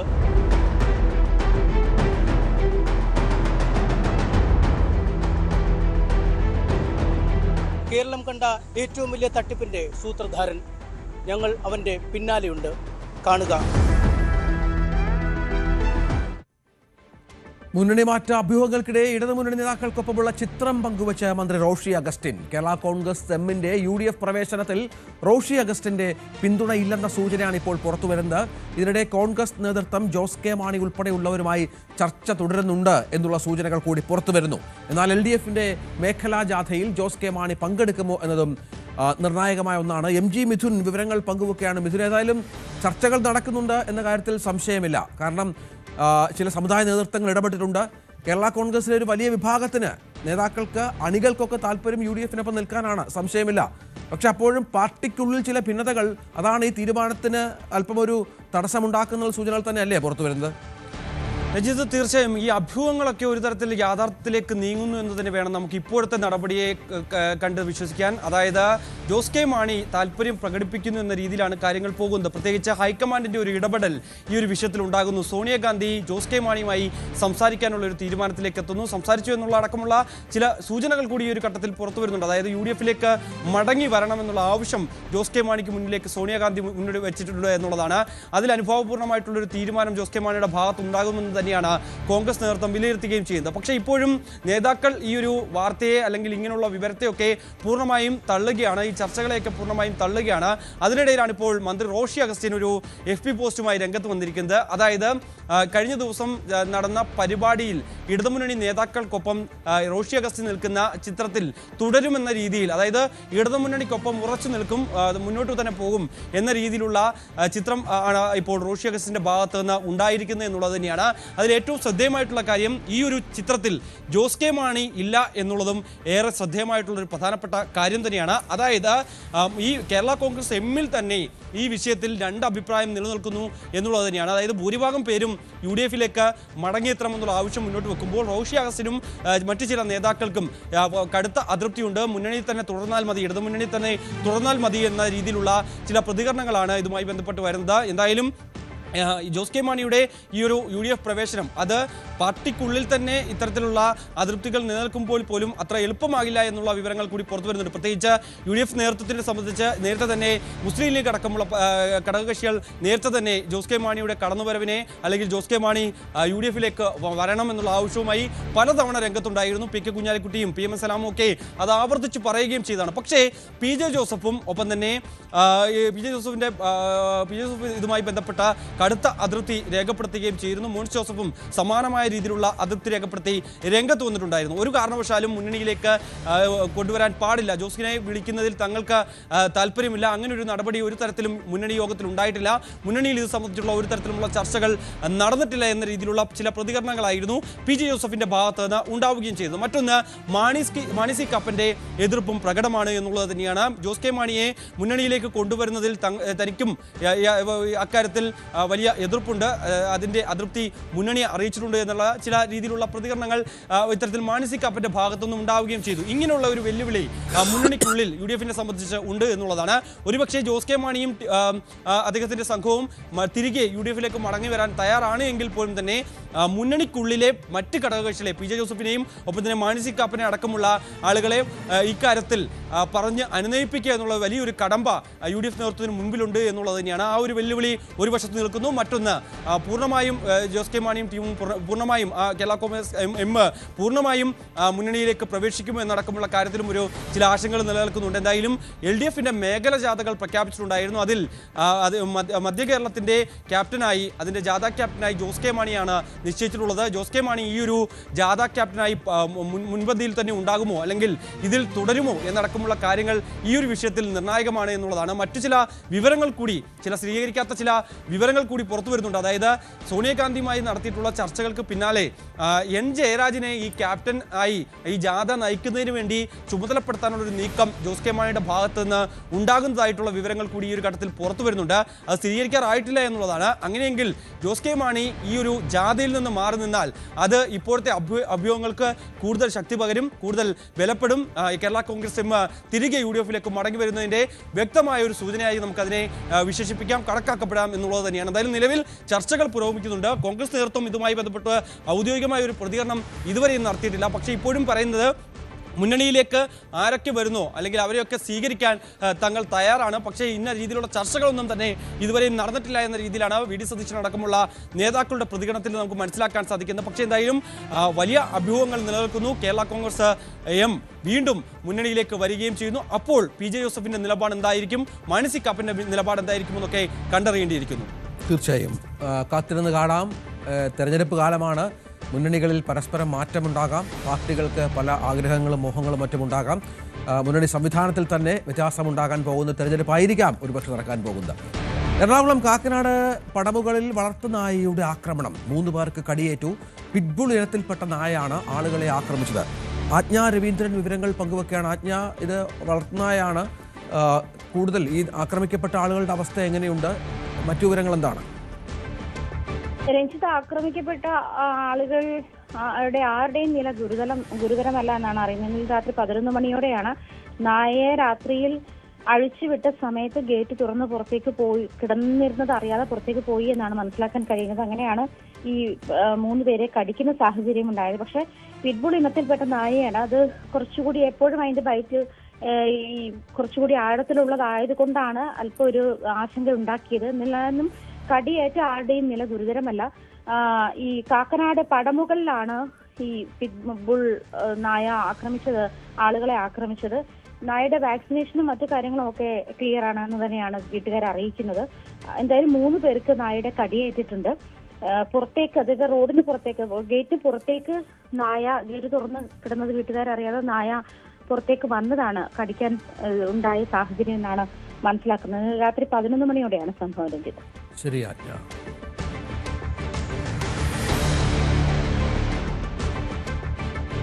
ഇടവേളയ്ക്ക് ശേഷം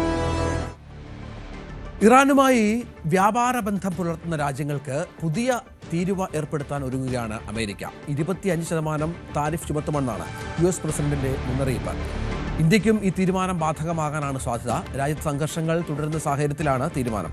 ഇത് ഇന്ത്യയും കടുത്ത രീതിയിൽ ബാധിച്ചേക്കും. US-നും ഇറാനുമിടയിൽ യുദ്ധഭീതിയും ദിനം പ്രതി വർദ്ധിക്കുകയാണ്. ഇറാനിൽ വ്യോമാക്രമണം നടത്തുന്നത് പരിഗണിക്കുന്നതായി white house press secretary Karoline Leavitt വ്യക്തമാക്കിയിട്ടുണ്ട്. അതേസമയം അമേരിക്ക ആക്രമിച്ചാൽ തക്കതായ മറുപടി നൽകുമെന്നാണ് ഇറാൻ വിദേശകാര്യമന്ത്രിയുടെ മുന്നറിയിപ്പ്. അങ്ങനെ സാഹചര്യങ്ങൾ ഒട്ടും പ്രതീക്ഷാപരമല്ല. ഇറാനുമായി ബന്ധപ്പെട്ട് പശ്ചിമേഷ്യയിലും മറ്റും വലിയ സംഘർഷങ്ങൾ നിലനിൽക്കുന്ന പശ്ചാത്തലമുണ്ട്. അജയ്, സുധാ, ബിജു, ഏതായാലും അമേരിക്കയും ഇറാനും നേർക്കുനേറാണ്. ഏത് നിമിഷവും എന്ത് സംഭവിക്കാം, അല്ലേ? തീർച്ചയായിട്ടും ഒരു യുദ്ധം എന്നുള്ളൊരു രീതിയിൽ തന്നെയാണ് അമേരിക്ക മുന്നോട്ട് പോകുന്നത്. കാര്യം ഇപ്പോൾ കഴിഞ്ഞ ദിവസം US പ്രസിഡന്റ് ഡൊണാൾഡ് ട്രംപ് നടത്തിയ മുന്നറിയിപ്പാണെങ്കിലും ഇന്ന് ഇപ്പോൾ വൈറ്റ് ഹൗസ് പ്രസ് സെക്രട്ടറി ആയിട്ടുള്ള ഇപ്പോൾ കരോലിൻ ലെവിറ്റ് പറഞ്ഞിട്ടുള്ള പ്രസ്താവനയാണെങ്കിലും രണ്ടും നിർണായകം തന്നെയാണ്. അതായത് ട്രംപ് കഴിഞ്ഞ ദിവസം പറഞ്ഞത് ഇറാന് മേൽ സൈനിക നീക്കം നടത്താനായി ആലോചിക്കുന്നു എന്നായിരുന്നു ട്രംപ് കഴിഞ്ഞ ദിവസം പറഞ്ഞത്. ഇപ്പോൾ white house secretary Karoline Leavitt പറയുന്നത് US പലതരത്തിലുള്ള ഓപ്പറേഷൻസ് ഇറാനിൽ നടത്താനായി ഉദ്ദേശിക്കുന്നുണ്ട്. അതിൽ പ്രധാനപ്പെട്ട ഒന്നാണ് ഈ വ്യോമമാർഗമുള്ള അറ്റാക്ക്. ഈ എയർ സ്ട്രൈക്ക് നടത്താൻ US കാര്യമായി തന്നെ ആലോചിക്കുന്നതായിട്ടാണ് കരോലിൻ ലെവിറ്റ് പറഞ്ഞിട്ടുള്ളത്. എന്തായാലും ഇത്തരത്തിൽ നേരിട്ടുള്ള ആക്രമണങ്ങൾക്ക് പുറമെ പരോക്ഷമായി ഇറാനെ പ്രതിസന്ധിയിലാക്കാനുള്ള നീക്കങ്ങളും US ഇതിനോടകം തുടങ്ങിക്കഴിഞ്ഞു. ഇപ്പോൾ തന്നെ ഈ ഇറാന് മേൽ US നിരവധി ഉപരോധങ്ങൾ ഉൾപ്പെടെ നടപ്പിലാക്കുന്നുണ്ട്. അത് കാരണം കൂടിയാണ് ഇറാന്റെ സമ്പദ്ഘടന ഇത്രയധികം താഴ്ചയിലേക്ക് കരകയറാനാകാത്ത രീതിയിൽ ഇത്രയധികം താഴ്ചയിലേക്ക് പോകാൻ കൂടി കാരണം. ഇപ്പോൾ നിലവിൽ ഇറാനുമായി വ്യാപാര ബന്ധം പുലർത്തുന്ന രാജ്യങ്ങൾക്ക് മേൽ 25% തീരുവ പ്രഖ്യാപിച്ചുകൊണ്ട് ട്രംപ് രംഗത്തെത്തിയിട്ടുണ്ട്. ഈ തീരുമാനം അന്തിമമായിരിക്കും എന്നാണ് ട്രംപ് ട്രൂത്ത് സോഷ്യലിൽ കുറിച്ചിട്ടുള്ളത്. ഈ തീരുമാനം ഇന്ത്യയും ബാധിക്കാനായി വളരെയധികം സാധ്യതയുണ്ട്. കാര്യം ഇന്ത്യയും ഇറാനും തമ്മിൽ വ്യാപാര ബന്ധം പുലർത്തുന്നുണ്ട്. മുൻപ് ഇന്ത്യയും ഇറാനും തമ്മിൽ വളരെ വലിയ ഒരു വ്യാപാര ബന്ധം ഉണ്ടായിരുന്നു. ഏതാണ്ട് $17 ബില്യൺ വ്യാപാര ബന്ധം ഇരു രാജ്യങ്ങൾക്കുമിടയിൽ ഉണ്ടായിരുന്നു. എന്നാൽ ഇപ്പോൾ അത് ഒരു 1.84 ബില്യൺ ബിസിനസ്സായി കുറഞ്ഞിട്ടുണ്ട്. പ്രധാനമായിട്ടും ഇന്ത്യ ഇറാനിലേക്കാണ് സാധനങ്ങൾ എക്സ്പോർട്ട് ചെയ്യുന്നത്. ഈ ബസ്മതി റൈസ്, അതുപോലെ ഈ തേയിലപ്പൊടി, പഞ്ചസാര തുടങ്ങിയിട്ടുള്ള കാര്യങ്ങളാണ് ഇന്ത്യ ഇറാനിലേക്ക് കയറ്റി അയക്കുന്നത്. ഇന്ത്യയിലേക്ക് ഇറക്കുമതി ചെയ്യുന്ന സാധനങ്ങൾ പൊതുവെ കുറവാണ്. പ്രധാനമായിട്ടും ഡ്രൈ ഫ്രൂട്ട്സ് ഉൾപ്പെടെയുള്ള ഉൽപ്പന്നങ്ങളാണ് ഇന്ത്യ ഇറാനിൽ നിന്ന് ഇറക്കുമതി ചെയ്യുന്നത്. എന്നാലും ഇന്ത്യയും ഇറാനും തമ്മിൽ ചെറിയ രീതിയിലാണെങ്കിലും വ്യാപാര ബന്ധമുണ്ട്. അപ്പോൾ ഈ തീരുവ പ്രഖ്യാപിച്ച സാഹചര്യത്തിൽ അത് ഇന്ത്യയും കാര്യമായി തന്നെ ബാധിക്കും. ഇപ്പോൾ നിലവിൽ US ഇന്ത്യക്ക് മേൽ 50% തീരുവയാണ് പ്രഖ്യാപിച്ചിട്ടുള്ളത്. 25% കൂടി ആഡ് ആയാൽ അത് ചിലപ്പോൾ 75% ഉയരാനും സാധ്യതയുണ്ട്. അപ്പോൾ ഈ വിഷയം അത് ഇന്ത്യയും ഒരേപോലെ തന്നെ ആശങ്കയിലാക്കുന്ന ഒരു കാര്യം തന്നെയാണ്. അമേരിക്ക ഇത്തരത്തിൽ സൈനിക നടപടി എടുക്കുമെന്നും അതുപോലെ തന്നെ ഇത്തരത്തിൽ ഉപരോധങ്ങളുമായി മുന്നോട്ട് പോകുമ്പോൾ അടങ്ങിയിരിക്കില്ല എന്നൊരു നിലപാടിൽ തന്നെയാണ് ഇറാൻ. ഇപ്പോൾ അടുത്ത ദിവസം ഇപ്പോൾ ഇറാൻ്റെ മന്ത്രി ഇപ്പോൾ അൽ ജസീറയ്ക്ക് ഒരു അഭിമുഖം നൽകിയിരുന്നു. അപ്പോൾ അതിൽ അദ്ദേഹം വ്യക്തമാക്കിയിട്ടുള്ള ഒരു കാര്യമെന്ന് പറയുന്നത് US ഒരു സൈനിക നീക്കവുമായി മുന്നോട്ട് വന്നാൽ തങ്ങളെ പരീക്ഷിച്ചാൽ യുദ്ധം തന്നെയായിരിക്കും മറുപടി എന്നാണ് അദ്ദേഹം പറഞ്ഞത്. അപ്പോൾ US ഇത്തരത്തിൽ ആക്രമണം നടത്തിയാൽ തീർച്ചയായിട്ടും ഒരു റിപ്ലൈ നൽകും, തീർച്ചയായിട്ടും തിരിച്ചാക്രമിക്കും എന്ന് തന്നെയാണ് ഇറാൻ്റെ നിലപാട്. കഴിഞ്ഞ ദിവസം ഇറാൻ പാർലമെൻറ്റ് സ്പീക്കർ പറഞ്ഞ പ്രസ്താവനയിലും ഇത് തന്നെയാണ് നിൽക്കുന്നത്. ഇപ്പോൾ എന്തായാലും പുതിയ അഭിമുഖത്തിലും ഇറാൻ അത് തന്നെ സ്ഥിരീകരിക്കുന്നു. എന്തായാലും ഇറാനിൽ സംഘർഷം രൂക്ഷമായി തന്നെ തുടരുകയാണ്. അവിടെ പ്രതിഷേധക്കാരും പോലീസുമായിട്ടുള്ള സംഘർഷത്തിൽ മരണസംഖ്യ ഇതിനോടകം 600 കടന്നിട്ടുണ്ട് എന്നാണ് റിപ്പോർട്ടുകൾ. 10,000-ലധികം പേരെ അറസ്റ്റ് ചെയ്തിട്ടുണ്ട്. ഇൻ്റർനെറ്റ് കട്ട് ചെയ്തതിന് പുറമെ ഇപ്പോൾ സ്റ്റാർലിങ്ക് സേവനങ്ങൾ ഉപയോഗപ്പെടുത്തുന്നവർക്ക് ജയിൽ ശിക്ഷ എന്നൊരു കാര്യം കൂടി ഇറാൻ പ്രഖ്യാപിച്ചിട്ടുണ്ട്. അപ്പോൾ അത്തരത്തിൽ കടുത്ത നടപടികളുമായിട്ട് ഇറാനുള്ളിലുള്ള സാഹചര്യം മുന്നോട്ട് പോവുകയാണ്. പ്രതിഷേധക്കാരെ അടിച്ചമർത്താൻ സർക്കാർ പഠിച്ച പണി 18 നോക്കുന്നുണ്ട്. അവരുമായി ചർച്ചയ്ക്ക് തയ്യാറാണെന്ന് അറിയിച്ചുകൊണ്ട് രംഗത്ത് വരുന്നുണ്ട്. എന്നാൽ ഇതൊന്നും തന്നെ ഫലവത്താകുന്നില്ല. കൂടുതൽ നഗരങ്ങളിലേക്ക് ഈ പ്രതിഷേധം വ്യാപിച്ചുകൊണ്ടിരിക്കുകയാണ്. ശരി, മറ്റു വാർത്തയിലേക്ക് പോകണം. നിക്കോളാസ് മഡൂറോയെ അമേരിക്ക അറസ്റ്റ് ചെയ്തതിന് പിന്നാലെ രാഷ്ട്രീയ തടവുകാരെ മോചിപ്പിച്ച വെനസ്വേല 116 രാഷ്ട്രീയ തടവുകാരെ മോചിപ്പിച്ചെന്ന് ഭരണകൂടം അറിയിച്ചു. മനുഷ്യാവകാശ പ്രവർത്തകരുടെ ദീർഘകാലത്തെ ആവശ്യമാണ് സഫലമായത്. മരിയ കുറീന മച്ചാഡോ മാർപ്പാപ്പയുമായി കൂടിക്കാഴ്ച നടത്തി. അടുത്തയാഴ്ച US പ്രസിഡന്റ് ഡൊണാൾഡ് ട്രംപുമായി മച്ചാഡോ കൂടിക്കാഴ്ച നടത്തും എന്ന വിവരം കൂടി ഈ ഘട്ടത്തിൽ പുറത്തുവരുന്നു. അമേരിക്ക ആതിഥേയത്വം വഹിക്കുന്ന G7 രാജ്യങ്ങളുടെ യോഗത്തിൽ പങ്കെടുത്ത് ഇന്ത്യ. കേന്ദ്ര റെയിൽവേ മന്ത്രി അശ്വിനി വൈഷ്ണവാണ് പങ്കെടുക്കുന്നത്. US സ്റ്റേറ്റ് സെക്രട്ടറി സ്കോട്ട് ബെസറ്റാണ് ഇന്ത്യയെ ക്ഷണിച്ചത്. ഇന്ത്യയ്ക്ക് പുറമെ ഓസ്ട്രേലിയ, മെക്സിക്കോ, ദക്ഷിണ കൊറിയ എന്നീ രാജ്യങ്ങൾക്കും പ്രത്യേക ക്ഷണം ലഭിച്ചിരുന്നു. ആഗോളതലത്തിൽ റയർ എർത്ത് എലമെന്റുകൾക്ക് ചൈനയെ ആശ്രയിക്കുന്നത് കുറയ്ക്കുകയായിരുന്നു യോഗത്തിന്റെ ലക്ഷ്യം. ഇന്ത്യയുടെ ഉൽപ്പാദക ശേഷിയും ഇലക്ട്രോണിക്സ് മേഖലയും ശക്തിപ്പെടുത്താൻ ധാതു വിനിമയം അനിവാര്യമാണെന്ന് അശ്വിനി വൈഷ്ണവ് യോഗത്തിന് ശേഷം എക്സിൽ കുറിച്ചു. മുഖ്യമന്ത്രി പിണറായി വിജയന്റെ മകൾ വീണ വിജയൻ ഉൾപ്പെട്ട മാസപ്പടി കേസുമായി ബന്ധപ്പെട്ട ഹർജികൾ ഡൽഹി ഹൈക്കോടതി ഇന്ന് മുതൽ അന്തിമവാദം കേൾക്കും. ജസ്റ്റിസ് അനൂപ് ബംബാനിയുടെ ബഞ്ചിന് മുൻപാകെയാണ് ഹർജി ലിസ്റ്റ് ചെയ്തിരിക്കുന്നത്. കഴിഞ്ഞ ഒക്ടോബറിൽ കേസ് പരിഗണനയ്ക്ക് വന്നെങ്കിലും SFIOയ്ക്കും കേന്ദ്ര സർക്കാരിനുമായി അഭിഭാഷകൻ കോടതിയിൽ ഹാജരായില്ല. തുടർന്നാണ് അന്ന് കേസ് പരിഗണിച്ച ജസ്റ്റിസ് നീന ബെൻസാൽ കൃഷ്ണ വാദം കേൾക്കാൻ മാറ്റിയത്. നടനും തമിഴക വെട്രി കഴകം നേതാവുമായ വിജയ് ഇന്ന് CBI മുൻപാകെ ഹാജരാകില്ല. ഇന്നും ചോദ്യം ചെയ്യാൻ ഹാജരാകണമെന്നായിരുന്നു CBI നിർദ്ദേശം. എന്നാൽ പൊങ്കൽ കണക്കിലെടുത്ത് നാട്ടിലേക്ക് മടങ്ങണമെന്ന വിജയുടെ ആവശ്യം പരിഗണിച്ച് ചോദ്യം ചെയ്യൽ മാറ്റിവെക്കുകയായിരുന്നു. അജയ് സുധാ ബിജു വിവരങ്ങൾ പങ്കുവെക്കും. അജയ്, വിജയ് ഇന്നലെ ഏതാണ്ട് 6-7 മണിക്കൂറോളം ചോദ്യം ചെയ്യലിന് വിധേയനായിരുന്നു CBIക്ക് മുന്നിലെന്നാണ് മനസ്സിലാകുന്നത്. അതിനുശേഷം ഇന്നും ഹാജരാകാൻ നിർദ്ദേശമുണ്ടായിരുന്നു. ഇന്നലെ എന്തൊക്കെയാണ് വിജയ് ബോധ്യപ്പെടുത്താൻ ശ്രമിച്ചത് CBIയെ? മറ്റു വിവരങ്ങൾ എന്തൊക്കെയാണ്? ആകെ 35 ചോദ്യങ്ങൾ വിജയോട് ചോദിച്ചതായിട്ടാണ് നിലവിൽ അറിയാൻ സാധിക്കുന്നത്. 5 മണിക്കൂറോളം വിജയെ ചോദ്യം ചെയ്തിരുന്നു. ഇന്നലെ 11:30 ഡൽഹിയിലെ CBI ആസ്ഥാനത്ത് വിജയ് എത്തിച്ചേർന്നു. അതിനുശേഷം 12 മണിയോടുകൂടി ചോദ്യം ചെയ്യൽ ആരംഭിച്ചു.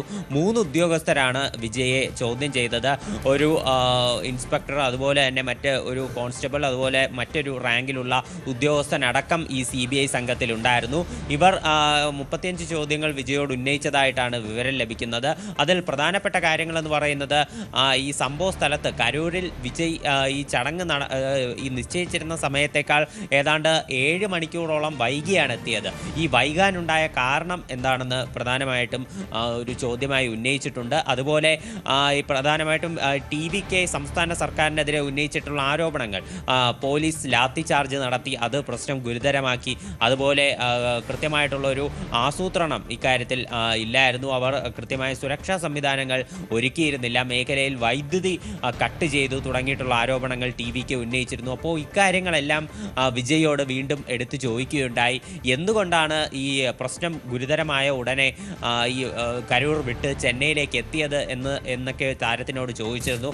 അതിൽ മുൻപ് എങ്ങനെയാണോ മറ്റ് TVK നേതാക്കൾ എടുത്തിരുന്ന നിലപാട്, അതിന് സമാനമായൊരു നിലപാട് തന്നെയാണ് വിജയും കഴിഞ്ഞ ദിവസം സ്വീകരിച്ചത്. TVKയും ഈ സംഭവവുമായും യാതൊരു ബന്ധവും ഉത്തരവാദിത്വവുമില്ല, TVKക്ക് ഇതിൽ യാതൊരു ഉത്തരവാദിത്വവുമില്ല. ഈ പരിപാടി എത്രയധികം വഷളാകാൻ കാരണം സംസ്ഥാന സർക്കാരിൻ്റെ ഒരു പിടിപ്പുകേടാണ്. കൃത്യമായൊരു ഗൂഢാലോചന ഈ കരൂർ ദുരന്തത്തിൽ ഉണ്ടായിട്ടുണ്ട് എന്ന് തന്നെയാണ് TVK മുന്നോട്ട് വയ്ക്കുന്ന വാദം. അതുപോലെ തന്നെ എടുത്തു പറയുന്നൊരു കാര്യമെന്ന് പറയുന്നത്, ഈ സംഭവം നടന്നയുടൻ വിജയ് ചെന്നൈയിലേക്ക് പോകാൻ കാരണം പ്രശ്നം കൂടുതൽ ഗുരുതരമാകണ്ട, അത് കൂടുതൽ കോലാഹലങ്ങൾ സൃഷ്ടിക്കേണ്ട എന്ന് വിചാരിച്ചുകൊണ്ടാണ് ചെന്നൈയിലേക്ക് മടങ്ങാൻ കാരണമായതെന്നും വിജയ് കഴിഞ്ഞ ദിവസം CBIക്ക് മുന്നിൽ വ്യക്തമാക്കിയിരുന്നു. ഇതുതന്നെയാണ് ബുസി ആനന്ദ്, നിർമ്മൽ കുമാർ ഉൾപ്പെടെയുള്ള നേതാക്കൾ CBIക്ക് മുന്നിൽ അവരുടെ പ്രസ്താവനയായി നൽകിയിരുന്നത്. ഇനി വിജയുടെ അഭിഭാഷകർ വിജയ് കൊടുത്തിട്ടുള്ള മൊഴിയുടെ പകർപ്പ് അത് വാങ്ങിച്ച് അത് വിശദമായി നോക്കിയെന്നാണ് അറിയാൻ സാധിക്കുന്നത്. 10ഓളം അഭിഭാഷക സംഘം വിജയ്ക്കൊപ്പം ഇന്നലെ ഡൽഹിയിൽ എത്തിയിരുന്നു. ഇന്നും ചോദ്യം ചെയ്യൽ തുടരേണ്ടതായിരുന്നു. വിജയോടുള്ള ചോദ്യം ചെയ്യൽ അവസാനിച്ചിട്ടില്ല. ഇനിയും വിജയെ ചോദ്യം ചെയ്യണം എന്നാണ് CBI പറയുന്നത്. എന്നാൽ തമിഴ്നാട്ടിൽ പൊങ്കൽ ആഘോഷങ്ങൾ ഉള്ളതിനാൽ താരത്തിന് തിരിച്ച് തമിഴ്നാട്ടിലേക്ക് എത്തണമെന്ന് പറഞ്ഞിരുന്നു. അതുകൊണ്ട് ചോദ്യം ചെയ്യൽ പിന്നീടത്തേക്ക് മാറ്റിവെക്കുകയായിരുന്നു. പുതുക്കിയ തീയതി എന്നാണെന്ന് CBI ഇതുവരെയും അറിയിച്ചിട്ടില്ല. അതുപോലെ തന്നെ CBI ഇന്നലെ വിജയെ ചോദ്യം ചെയ്യുന്ന സമയത്ത് അതിൻ്റെ വീഡിയോ എവിഡൻസ് ചിത്രീകരിച്ചിരുന്നില്ല എന്നതും ശ്രദ്ധേയമാണ്. സാധാരണ ഉന്നത വ്യക്തികളുടെ ചോദ്യം ചെയ്യലൊക്കെ നടക്കുമ്പോൾ വീഡിയോ എവിഡൻസ് കൂടി, വീഡിയോ ദൃശ്യങ്ങൾ കൂടി ചിത്രീകരിക്കാറുണ്ട്. പക്ഷേ ഇന്നലെ അത് ഉണ്ടായില്ല. അപ്പോൾ അത്തരം കാര്യങ്ങൾ കൂടിയുണ്ട്. എന്തായാലും നിലവിൽ പ്രതി എന്നുള്ള രീതിയിലല്ല, നിലവിൽ സാക്ഷി എന്നുള്ള നിലയിലാണ് വിജയെ ചോദ്യം ചെയ്യാനായി വിളിപ്പിച്ചിട്ടുള്ളത്. ഇനി വിജയുടെ മൊഴി കൂടി ഒരു വിശകലനം ചെയ്ത ശേഷമായിരിക്കും മറ്റ് നടപടികളിലേക്ക് CBI കടക്കുക. അജയ് സുധാ ബിജുവാണ് വിവരങ്ങൾ പങ്കുവച്ചത്. മറ്റൊരു വാർത്തയിലേക്ക്. ലോക മണ്ണ് ദിനാചരണത്തിൽ മണ്ണിനെ അറിഞ്ഞും പരിചരിച്ചും പ്രകൃതി സംരക്ഷണ പ്രവർത്തനങ്ങൾ നടത്തുകയാണ് പട്ടാമ്പി പ്രാദേശിക കാർഷിക ഗവേഷണ കേന്ദ്രം. Healthy soil four healthy cities എന്ന പ്രമേയത്തിലാണ് ഇക്കൊല്ലം ലോക മണ്ണ് ദിനം ആചരിക്കുന്നത്. ഇതിൻ്റെ ഭാഗമായി എക്സിബിഷനും ശില്പശാലകളും സംഘടിപ്പിച്ചു. ആരോഗ്യമുള്ള നഗരങ്ങൾക്ക് ആരോഗ്യമുള്ള മണ്ണ് എന്ന സന്ദേശമാണ് ഇത്തവണ ഉള്ളത്. ശ്രീ പത്മനാഭസ്വാമി ക്ഷേത്രത്തിലെ മുറജപത്തിന് സമാപനം കുറിച്ചുള്ള ലക്ഷദ്വീപം നാളെ. ലക്ഷദ്വീപത്തിൽ ട്രയൽ ഇന്ന് നടക്കും. 54 ദിവസം പിന്നിടുന്ന മുറജപത്തിന് സമാപനം കുറിച്ചാണ് മഹാദീപ കാഴ്ച. ക്ഷേത്രഗോപുരത്തിന് മുകളിൽ വൈദ്യുത വിളക്കുകളാകും തെളിയിക്കുക. ശീവേലിപുരയിലെ കൽത്തൂണുകൾ, മതിലകത്തെ മണ്ഡപങ്ങൾ, പത്മതീർത്ഥക്കര എന്നിവിടങ്ങളിൽ തിരിയിട്ട് എണ്ണവിളക്കുകളും കത്തിക്കും. വിളക്കുകൾ കത്തിക്കാൻ 100ഓളം പേരെയാണ് ചുമതലപ്പെടുത്തിയിരിക്കുന്നത്. 14-ന് വൈകിട്ട് ലക്ഷദ്വീപം നടക്കും. ആയിരക്കണക്കിന് വിശ്വാസികൾ ലക്ഷദ്വീപം കാണാൻ എത്തും.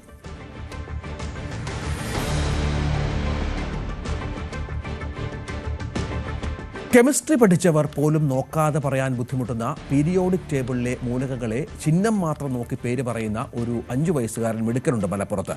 ആരുഷ് രുത്തിജ് എന്ന പന്താവൂറുകാരനെ പരിചയപ്പെടാം. helium, lithium, beryllium, boron, carbon, oxygen, fluorine, neon, sodium, magnesium, aluminum, silicon, phosphorus, sulfur, chlorine, argon, potassium, calcium. School കാലഘട്ടത്തിൽ പഠിച്ച പീരിയോഡിക് ടേബിൾ ഇന്നൊന്ന് പറയാൻ പറഞ്ഞാൽ ചിലരെങ്കിലും ബുദ്ധിമുട്ടും. കാരണം ഒന്ന് നോക്കി ഉറപ്പിക്കാതെ പറയാൻ പലർക്കും ബുദ്ധിമുട്ടാണ്. അതാണ് മലപ്പുറം ജില്ലയിലെ പന്തവൂർ സ്വദേശിയായ ആരുഷ് രുദ്ദിച്ച് എന്ന 5 വയസ്സുകാരൻ കാണാതെ പറയുന്നത്. 118 മൂലകങ്ങളുടെ പേര് ചിത്രം നോക്കി പറയും.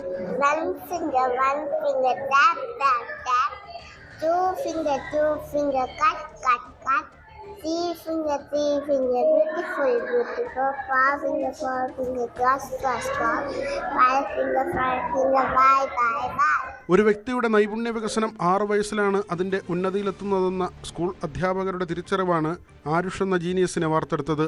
കാര്യങ്ങൾ പെട്ടെന്ന് ഗ്രഹിക്കാനുള്ള ആരുഷിൻ്റെ കഴിവ് തിരിച്ചറിഞ്ഞ അധ്യാപിക ഷാലിയാണ് എല്ലാ പ്രോത്സാഹനവും നൽകി കൂടെ നിന്നത്. അവന് എന്തും പെട്ടെന്ന് ക്യാച്ച് ചെയ്യും. ആൾക്ക് എന്തൊരു സംഭവം ആളെ ക്ലാസ് റൂമിൽ പറഞ്ഞു കൊടുത്താൽ ആൾ പെട്ടെന്ന് ക്യാച്ച് ചെയ്യുകയും ചെയ്യും. അത് മറക്കില്ല ആള് പിന്നെ. അപ്പോൾ അതുകൊണ്ട് ഞാൻ ഈ ടോപ്പിക്ക് ഞാൻ ജസ്റ്റ് കാണിച്ചപ്പോൾ അവൻ പറഞ്ഞു, ഞാൻ മിസ്സേ ഓരോ ലെറ്റേഴ്സ് കാണുമ്പോൾ എൻ്റെ അടുത്ത് ചോദിക്കാറുണ്ട്, ഇത് എന്താ മിസ്സേ എന്ന് ചോദിക്കും. അപ്പോൾ എനിക്ക് തോന്നി ആൾക്ക് ഇൻട്രസ്റ്റ് ഉണ്ടെന്ന് എനിക്ക് തോന്നിയപ്പോൾ ഞാൻ ജസ്റ്റ് ഒന്ന് കൊടുത്തു നോക്കിയതാണ്. അപ്പോൾ ആളത് കംപ്ലീറ്റ്, അത് 1 മന്ത് എടുത്തിട്ടില്ല, ഒരു 20 ഡേയ്സ് കൊണ്ട് അത് കംപ്ലീറ്റ് പഠിക്കുകയും ചെയ്തു. മൂലകങ്ങൾ മാത്രമല്ല, വിവിധ ഭൂഖണ്ഡങ്ങളെയും രാജ്യങ്ങളെയും അവയുടെ പതാകയും എല്ലാം തിരിച്ചറിയാൻ ആരുഷിനാകും.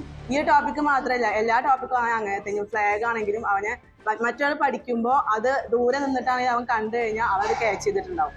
നമ്മൾ ജസ്റ്റ് ചോദിച്ചു കഴിഞ്ഞാൽ അവൻ തിരിച്ച് നമുക്ക് റിപ്ലൈ തരികയും ചെയ്യും. പന്താവൂർ സംസ്കൃതി സ്കൂളിലെ UKG വിദ്യാർത്ഥിയാണ് ഈ കൊച്ചുമിടുക്കൻ. ന്യൂസ് 18 തിരൂർ.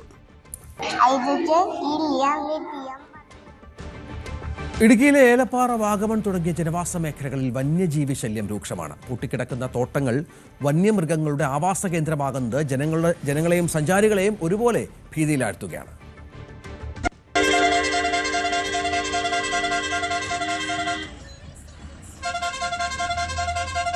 ഏലപ്പാറ, വാഗമൺ മേഖലകളിൽ കാട്ടാനയും കാട്ടുപോത്തും ഉൾപ്പെടെയുള്ള വന്യജീവികളുടെ സാന്നിധ്യം സ്ഥിരമായുണ്ട്. ഈ മേഖലയിൽ പൂട്ടിക്കിടക്കുന്നതും കാടുപിടിച്ചതുമായ നിരവധി തോട്ടങ്ങൾ വന്യമൃഗങ്ങൾക്ക് സുരക്ഷിത താവളമായി മാറിയിരിക്കുന്നു. ഇവിടേക്കെത്തുന്ന മൃഗങ്ങൾ തിരികെ വനത്തിലേക്ക് പോകാത്തതാണ് പ്രതിസന്ധി സൃഷ്ടിക്കുന്നത്. ആയിരക്കണക്കിന് വിനോദസഞ്ചാരികൾ ദിവസേന എത്തുന്ന വാഗമണിലെ വന്യജീവി സാന്നിധ്യം വലിയ ഭീഷണിയാണ് ഉയർത്തുന്നത്. പ്രദേശത്തെ തോട്ടങ്ങളിലെ കാട് വെട്ടിത്തെളിച്ച് കൃഷി പുനരാരംഭിക്കണമെന്ന ആവശ്യവും ഇതോടെ ശക്തമായി. ഒരു നിർമ്മാണ പ്രവർത്തനം പോലും നടക്കാത്ത രീതിയിലാക്കിയിട്ടിരിക്കുന്ന ഇത് കാരണം മറ്റ് നിർമ്മാണ പ്രവർത്തനങ്ങൾ പോലും നടക്കുന്നില്ല. സർക്കാർ ഇടപെട്ട് എത്രയും വേഗം ഈ വനമേഖല പോലെ കിടക്കുന്ന തോട്ടം ഭൂമികളും അതുപോലെ സർക്കാരിന്റെ ഉത്തരവാദിത്തത്തിൽ കിടക്കുന്ന കൃഷി ചെയ്യാത്ത ഭൂമികളും ഏറ്റെടുത്ത് കൃഷിയോഗ്യമാക്കുകയോ അല്ലെങ്കിൽ മറ്റുള്ള പ്രവർത്തനങ്ങൾക്ക് വേണ്ടി വിനിയോഗിക്കുകയോ ചെയ്തില്ലെങ്കിൽ ഈ നാട്ടിൻ പ്രദേശത്ത് ജനവാസ മേഖലകളിലുള്ള വന്യജീവി ആക്രമണത്തിന് ഒരു കുറവും വരുത്തുവാൻ സാധിക്കില്ലെന്നുള്ള കാര്യം യാഥാർത്ഥ്യമായി നിൽക്കുമ്പോഴും അതിന് നേരെ കണ്ണടയ്ക്കുന്ന ഗവൺമെന്റിന്റെ ഈ നയങ്ങൾക്കെതിരെ ശക്തമായ പ്രതിഷേധം ജനാധിപത്യ രീതിയിൽ നടത്തുവാൻ നിർബന്ധിതരായിരിക്കുകയാണ്. ജനവാസ മേഖലയിൽ ഇറങ്ങുന്ന വന്യമൃഗങ്ങളെ ഉൾക്കാട്ടിലേക്ക് തുരത്താൻ വനം വകുപ്പിന് സാധിക്കാത്തതും ജനങ്ങളെ കൂടുതൽ ദുരിതത്തിലാക്കുന്നു. മുൻപ് വന്യമൃഗശല്യം ഉണ്ടായപ്പോഴെല്ലാം ഉയർന്നു വന്ന പരാതികളിൽ അധികൃതർ ശാശ്വത പരിഹാരം കാണാത്തതാണ് ഇപ്പോഴത്തെ പ്രതിസന്ധിക്ക് കാരണമെന്നും ആരോപണമുണ്ട്. ന്യൂസ് 18 ഇടുക്കി. ശുദ്ധജല മത്സ്യകൃഷി നടത്തിയിരുന്ന കുളത്തിൽ നിന്നും വിളവെടുപ്പിന് ഭാഗമായ മത്സ്യങ്ങളെ മോഷ്ടിച്ചതായി പരാതി. ഇടുക്കി രാജാക്കാട് മമ്മട്ടിക്കാനം പുത്തമ്പുരയ്ക്കൽ സന്തോഷിന്റെ ഏലത്തോട്ടത്തിലുള്ള കുളത്തിൽ നിന്നുമാണ് 10,000 രൂപയുടെ മത്സ്യങ്ങളെ മോഷ്ടിച്ചത്. കഴിഞ്ഞ ദിവസങ്ങളിൽ കുളത്തിൽ നിറഞ്ഞുകിടന്ന മീനുകളാണിത്. എന്നാൽ ഇന്ന് കുളത്തിലുള്ളത് വളരെ കുറച്ച് ചെറുമീനുകൾ മാത്രം. ബാക്കിയുള്ളവയെല്ലാം രാത്രിയുടെ മറവിൽ അജ്ഞാതർ മോഷ്ടിച്ചു. 9 വർഷമായി പുത്തൻപുരയിൽ സന്തോഷ് വളർത്തി വന്നവയാണിവ. ഏറ്റവും ഒടുവിൽ 2500 മത്സ്യക്കുഞ്ഞുങ്ങളെയാണ് കുളത്തിൽ നിക്ഷേപിച്ചത്. തിലോപ്യ, നട്ടറടക്കമുള്ള മീനുകൾ അടുത്ത ദിവസം വിളവെടുക്കാനിരിക്കെയാണ് നഷ്ടമായത്. കുറച്ച് മീനുകൾ ചത്തുപൊങ്ങിയിട്ടുണ്ട്. സന്തോഷ് രാജാക്കാട് പോലീസിൽ പരാതി നൽകി. 2000-ഓളം മീൻ കുഞ്ഞുങ്ങൾ ഇട്ടതായിരുന്നു. അതിലെല്ലാം വിളവെടുക്കാറായ മീനുകളായിരുന്നു. നട്ടറും സിലോപ്പിയായിരുന്നു ഏറ്റവും കൂടുതൽ. നട്ടർ ഒരുവിധം മുഴുത്ത മീനുകളായിരുന്നു. വലിയ മീനുകളെ മുഴുവൻ ഇതിലാരോ എന്താ സംഭവിച്ചതെന്നറിയില്ല. വലിയ മീനുകൾ മുഴുവൻ കൊണ്ടുപോയി. ചെറിയ കുഞ്ഞു മീനുകളെല്ലാം ചത്തുപൊങ്ങി കിടക്കുവാണ്. ഒരുപാട് രൂപ ഞങ്ങൾക്കിതിൽ നഷ്ടമുണ്ട്. രാവിലെ തോട്ടം നോക്കുന്ന ഇതര സംസ്ഥാന തൊഴിലാളി മീനുകൾക്ക് തീറ്റ നൽകാനെത്തിയപ്പോഴാണ് മോഷണം നടന്നതായി അറിഞ്ഞത്. മുൻപും ഇവിടെ മോഷണ ശ്രമം നടന്നിരുന്നു. ഇതിനുശേഷം CCTV സ്ഥാപിച്ചു. പരാതിയിൽ രാജാക്കാട് പോലീസ് കേസെടുത്തു. ന്യൂസ് 18 ഇടുക്കി. ഇടുക്കി കൂട്ടാറിൽ പഞ്ചായത്ത് വക സ്ഥലത്തുള്ള വോളിബോൾ കോർട്ടിനെ ചൊല്ലി വിവാദം. കളിക്കളം വിട്ടു നൽകുന്നില്ലെന്നാണ് പരാതി. നാട്ടുകാർ വോളിബോൾ പഞ്ചായത്ത് ജീവനക്കാരെ ഏൽപ്പിച്ച് പ്രതിഷേധിച്ചു. കൂട്ടാറിൽ പ്രവർത്തിക്കുന്ന കരുണാപുരം പഞ്ചായത്ത് ഓഫീസിന് സമീപത്തെ സ്ഥലവുമായി ബന്ധപ്പെട്ടാണ് തർക്കം. മുമ്പ് ഇവിടെ വോളിബോൾ മത്സരങ്ങൾ സംഘടിപ്പിച്ചിരുന്നു. എന്നാൽ ഇടക്കാലത്ത് ഇത് മുടങ്ങി. പിന്നീട് പ്രദേശത്തെ യുവജന കൂട്ടായ്മ പഞ്ചായത്ത് അധികൃതരുമായി ബന്ധപ്പെടുകയും കഴിഞ്ഞ ഭരണസമിതി സ്ഥലത്ത് കളിക്കളമൊരുക്കാൻ അനുമതി കൊടുക്കുകയും ചെയ്തിരുന്നു. ഇതനുസരിച്ച് ഇവിടെ വോളിബോൾ കളിക്കാൻ ആരംഭിച്ചെങ്കിലും കഴിഞ്ഞ ദിവസം പഞ്ചായത്ത് ജീവനക്കാരെത്തി നെറ്റും മറ്റ് സംവിധാനങ്ങളും അഴിച്ചുമാറ്റി. ഇതിൽ പ്രതിഷേധിച്ചാണ് യുവാക്കൾ ഓഫീസിലെത്തി വോളിബോൾ കൈമാറിയത്.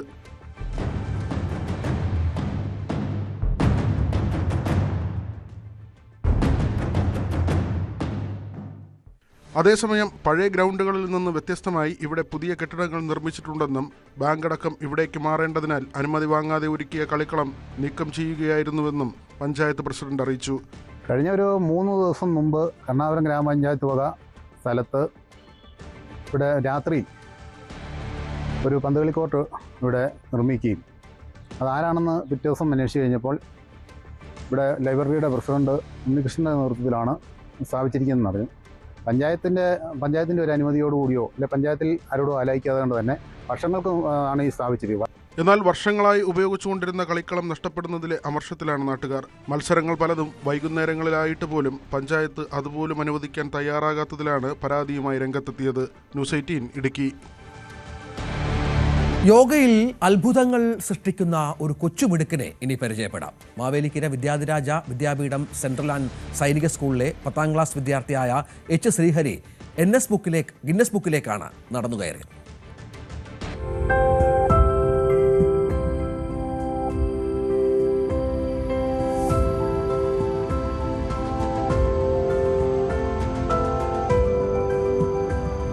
വൃശ്ചികാസനം അഥവാ ഹാൻഡ് സ്റ്റാൻഡിംഗ് ലെഗ് സ്പ്ലിറ്റിൽ അത്ഭുതമാണ് ശ്രീഹരി. 1 മിനിറ്റും 20 സെക്കൻഡും അത് ചെയ്താണ് Srihari അത്ഭുതപ്പെടുത്തിയത്.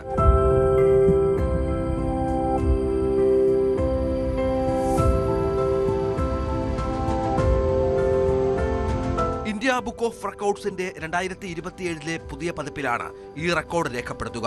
ശ്രീഹരിയുടെ performance India book of records editorial board കണ്ടു വിലയിരുത്തിയ ശേഷമാണ് ഇത് റെക്കോർഡായി അംഗീകരിച്ചത്. ഞാനിപ്പോൾ ഇവിടെ നിൽക്കുന്നത് എനിക്ക് ഇന്ത്യ ബുക്ക് ഓഫ് റെക്കോർഡ്സ് യോഗയിൽ ഒരു റെക്കോർഡ് ലഭിച്ചു. എന്നെ പഠിപ്പിച്ച ഇവിടുത്തെ സാറായ ശ്രീജിത്ത് സാറിന് ഞാൻ വലിയ കടപ്പാട് നൽകുന്നു. പിന്നെ എനിക്ക് റെക്കോർഡ് ലഭിച്ചത് വൃശ്ചികാസന ലെഗ് സ്പ്ലിറ്റ് പോസ് 1 മിനിറ്റ് 20 സെക്കൻഡാണ് ലഭിച്ചത്. എന്നെ ഇവിടെ ഓണർ ചെയ്ത പ്രിൻസിപ്പൽ സാറിനും സ്കൂൾ മാനേജ്മെൻറ്റിനും ഒത്തിരി നന്ദി പറഞ്ഞു. Thank you. Mavelikkara Vidyadhiraja Vidyapeetham central and Sainik സ്കൂളിലെ 10ാം ക്ലാസ് വിദ്യാർത്ഥിയായ എച്ച് ശ്രീഹരിയാണ് ഈ നേട്ടം കൈവരിച്ചത്. വിദ്യാധിരാജ സ്കൂളിൽ പാഠ്യവിഷയമാണ് യോഗ. യോഗാധ്യാപകൻ ശ്രീജിത്തിന്റെ പരിശീലനം കൂടി ചേർന്നപ്പോൾ ശ്രീഹരി അത്ഭുത നേട്ടം സ്വന്തമാക്കുകയായിരുന്നു. ന്യൂസ് 18 മാവേലിക്കര. മകരവിളക്കിനായി ശബരിമല സന്നിധാനത്ത് ഒരുക്കങ്ങൾ പൂർണ്ണം. ഇന്നലെ 70,000-ത്തിലധികം തീർത്ഥാടകർ സന്നിധാനത്തെത്തിയെന്നാണ് പോലീസ് കണക്ക്. ഇന്ന് രാവിലെ വലിയ തിരക്കാണ് സന്നിധാനത്ത് അനുഭവപ്പെടുന്നത്. മകരവിളക്കിനായി ശബരിമല സന്നിധാനം ഒരുങ്ങിക്കഴിഞ്ഞിരിക്കുന്നു. വലിയ തിരക്ക് അനുഭവപ്പെടുന്നുണ്ട്. കഴിഞ്ഞ ദിവസം 70,000-ലധികം പേർ മാത്രമാണ് എത്തിയെങ്കിലും അതിന് മുൻപത്തെ ദിവസങ്ങളിൽ എത്തിയവരൊക്കെ തന്നെ സന്നിധാനത്ത് തമ്പടിക്കുന്ന ഒരു സാഹചര്യമാണ് നിലവിലുള്ളത്.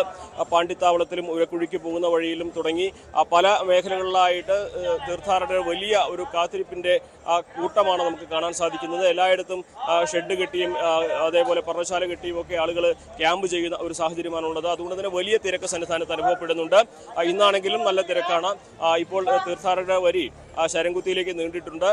പഴയ പോലെ അല്ലെങ്കിൽ കഴിഞ്ഞ 2 ദിവസം നമ്മൾ കണ്ടതുപോലെ വളരെ വേഗത്തിൽ സന്നിധാനത്തെത്തി ദർശനം നടത്തി മടങ്ങിപ്പോകാൻ കഴിയുന്ന ഒരവസ്ഥയല്ല നിലവിലുള്ളത്. മണിക്കൂറുകൾ കാത്തു നിൽക്കേണ്ട സാഹചര്യമാണ് നിലവിലുള്ളത്.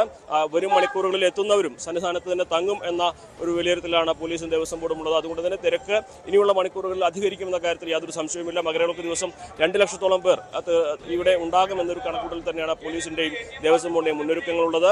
അതേസമയം തന്നെ സന്നിധാനത്ത് മകരവിളക്കിനോടനുബന്ധിച്ചുള്ള കർമ്മങ്ങളും പുരോഗമിക്കുകയാണ്. ഇന്നലെ പ്രാസാദ ശുദ്ധിക്രിയ ചടങ്ങുകൾ നടന്നു. ഇന്ന് ബിംബ ശുദ്ധിക്രിയ ചടങ്ങുകളാണ് നടക്കുക.